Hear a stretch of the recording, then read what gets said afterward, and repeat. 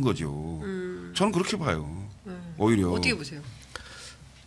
그런 변화의 상황이 생기면 물론 그것이 이제 그게 한동훈 대표가 당 대표가 된 그 어떤 원인 중에 하나죠. 똑같은 이유로. 네.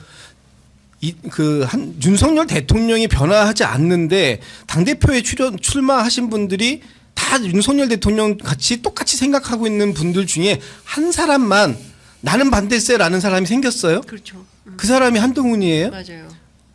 최혜병 특검 3자 특검이지 뭐든 간에 어쨌든 받아야 된다. 우리가 선제적으로 뭔가를 해야 된다라고 얘기하는 사람이 생겼어요. 그러니까 그 사람에게 새로운 희망이 생겼다. 지금 아마 김철근 위원님께서 말씀 주신 게 이런 논리인 것 같아요. 민주당에도 이런 상황이 생기면 뭐 똑같이 새로움을 가지고 나온 사람이 네. 힘을 가질 것이다. 뭐 그럴 수 있죠. 그러나 지금 민주당 상황에서 아직은 좀 빠르다. 아직은 그런 상황까지 오지는 않을 것 같다라는 전 개인적으로는 그런 판단을 하고요. 예. 그런 상황이 내년이나 후년쯤에 만약에 생긴다. 그럼 민주당이 확실히 유리하겠죠. 민주당이 뭐 지방선거, 대선 다 다시 승리할 가능성이 좀 높아진다라고 보여지는데 그것은 어쨌든 미래의 얘기라서 제가 좀 예단하기는 좀 어려우니까 지금 당장을 놓고 보면 국민의힘에서는 대통령을 견인해낼 능력이 없고 대통령은 국민의힘을 믿을 수 없고 이런 상황들이 지속되다 보면 결국은 민주당의 페이스에 끌려가는 상황이 올 것이다. 저는 그렇게 보고요. 내일 모레 내일이군요. 예. 내일이군요. 내일 한동훈 대표를 제외한 추경호 원내대표하고 원내 지도부를 또 대통령실에서 따로 부르잖아요. 대통령께서는 이제 당을 직접 관리하겠다라는 생각을 갖고 계신 게 아닌가 싶어요. 친윤계를 중심으로 해서 내가 당을 직접 관리하고 싶다라는 생각을 보이시는 게 아닌가. 이게 단순하게 김여사 특검법, 쌍특검 그 부분을 표 단속을 하는 수준을 넘어서는 게 아닌가까지 생각해 본다면 지금 국민의힘에서 어떤 그 대통령을 국정기조를 바꿔내는 그런 견인차의 역할 이거는 좀 기대하기 어렵다. 저는 그렇게 생각합니다. 모양새는 당 지도부를 다 불러서 만찬을 한번 했잖아요. 독대는 없었지만. 네. 근데 이제 정기국회 앞두고 따로 딱 불러. 그렇죠. 예. 그러니까 국정감사 앞두고 예. 원내 지도부를 다시 부르는 거죠. 예. 그런데 결국 그거는 이른바 쌍특검 거부권 행사할 테니 표단속 잘해라. 그 메시지다. 그거였죠. 그렇죠. 그다음에 플러스 대통령이 가지고 있는 권한 중에 가장 큰 것 중에 하나가 예산입니다. 예산. 예. 예산. 국민의힘의 의원들 108명이 한동훈을 따라갈 수 없는 이유. 예산. 네. 지역구 의원들 원내 소수파입니다. 그러면 대통령이 예산 세워주지 않으면 정부에서 예산 세워주지 않으면 지역구 예산 따갈 수가 없어요. 그렇지 않았습니까? 네. 원내 다수 민주당은 야당이지만 네. 국회에서 증액할 수 있어요. 힘이 있잖아요.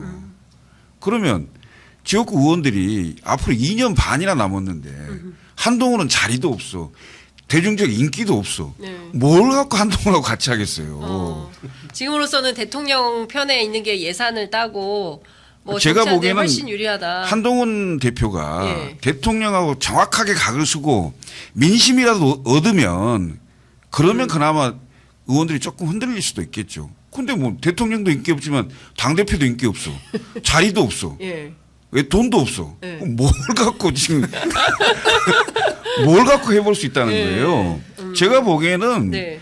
윤석열 대통령이 권력 투쟁은 잘해요. 권력 투쟁은 잘한다. 권력 투쟁 잘합니다. 제가 보면 오래 못 갈 거예요, 한동훈 대표. 그래요? 예. 오래 못 간다. 예. 지금 벌써 다 당내 고립 작전 들어가는 거 아닙니까? 예. 저는 그렇게 보여요. 예. 그러면 한동훈 대표가 10월 재보선에서 결과가 나오면 예를 들면은 그 야당이 원사이드하게 막 이겨버린다 이런 상황이 되면 한동훈 대표 그 책임지고 물러나라 이렇게 될 가능성이 높다 이렇게 보세요? 집권당 대표는 집권당 대표가 생명력을 가지고 정치를 가장 잘했던 사람이 박근혜 대표였어요. 이명박 대통령 때. 그러니까 매번 하신 말씀이시죠. 그 이유는 뭐냐면 선거의 여왕이에요. 선거를 지휘하면 무조건 다 이겼어요. 그래서 당내에 출마하려고 하고 국회의원들이 전부 줄을 안 서면 안 돼. 박근혜 대표가 와줘야 당선이 되거든. 근데 한동훈 오란 얘기 안 할 거야 아니니까. 그럼 여당 대표가 할 수 있는 게 없다니까요. 네, 결국 한동훈 대표하고 윤석열 대통령과의 사이에서 윤한 갈등에서 승자는 윤석열 대통령이 되는 거고. 임기가 너무 많이 남았고 그다음에 한동훈 대표가 지금 하듯이 결기 없이 거의 앞에 가서는 그냥 고개 숙이고 그럼 대중적으로 본인이 했던 약속 어기고 이래 버리면 아무것도 할 수 있는 게 없죠. 그러니까. 맞아요. 이제 저는 그 한동훈 대표의 폴더 인사 있잖아요. 저는 그거 한동훈 대표 집안에 아주 그냥 오래오래 인상적으로 남을 사진이 될 거다. 상당히 어떤 굴욕적인 사진이 될 거다. 이제 이런 생각이 좀 드는데 제가 이제 마무리해야 되니까 김진욱 대변인께 그것 좀 여쭤볼게요. 그 김철근 총장께서 지적하신 문제, 이를테면 지금 대통령의 지지율이 이렇게 취임 후 최저치인 상황인데, 그리고 거기다가 국민의힘 지지율마저도 동반 하락하고 있는 상황에서 야권인 민주당의 지지율이 폭발적으로 증가하거나 이재명 대표의 지지율이 폭발적으로 증가하지 않는 이 현상은 어떻게 분석하고 계십니까? 올 만큼 온 거예요.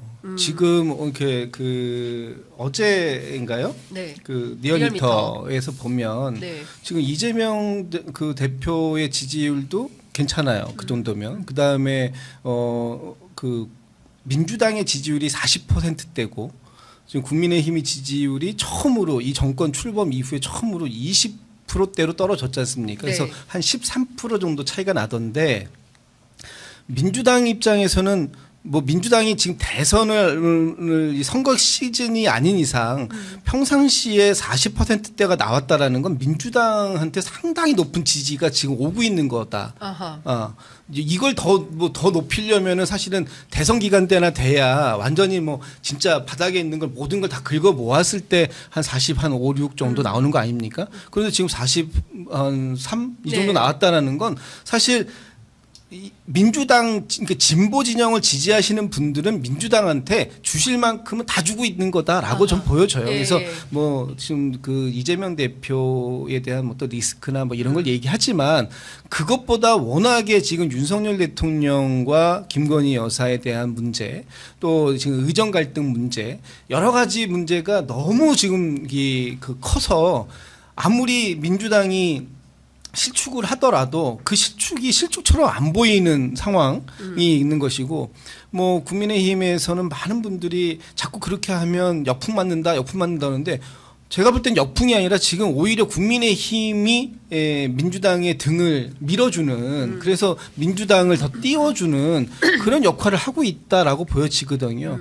그래서 지금 상태는 민주당에서는 지금의 요 페이스를 오버하지 말고 저는 오버하면 안 될 것 같아요. 예. 그러니까 오버한다라는 게 어떤 그 새로운 걸 던지는 게 아니라 기존에 하는 것조차도 이제 좀 조심해야 할 필요는 있다.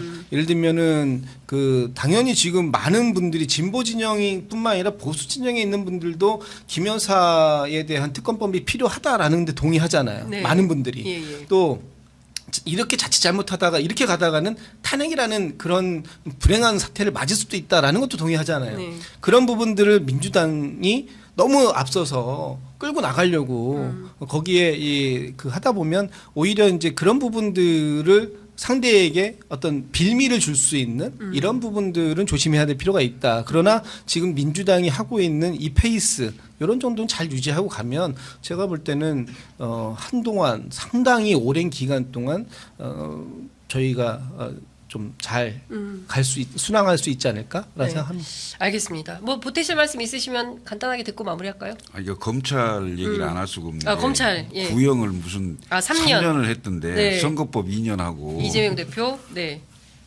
이 판사들 엄청 열받게 하는 것 같아 이거. 오히려 더 안 좋은 결과가 올 수 있으니까 검찰 입장으로 보면 네.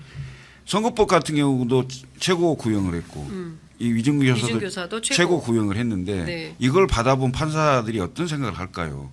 검찰의 입장을 맞다고 얘기할까요? 아니면 국민들의 법감정에 보면 이건 악의적인 구형으로 보지 않을까? 이재명 대표에 대한 악의적 구형이다. 저는 오히려 검찰이 그 이른바 검찰로서의 어떤 공정한 구형이다라는 걸 국민들에게 보여주지 못한 처사다.